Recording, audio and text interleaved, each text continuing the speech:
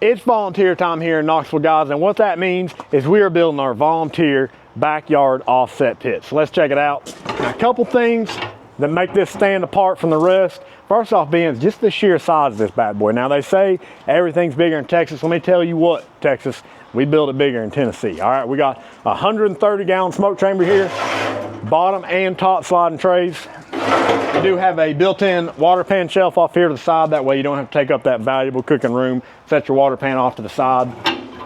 1/4-inch plate steel in the smoke chamber. Now this unit does have a folding front shelf. This was upgraded to stainless, normally it'd be wire mesh. D-ring tie downs on all 4 corners. The folding stack is a standard feature on the volunteer pit.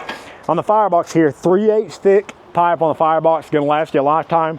On the griddle top, this is a great option to add here. We do cut out the firebox underneath so it does get hot. Got a little grease drain here as well.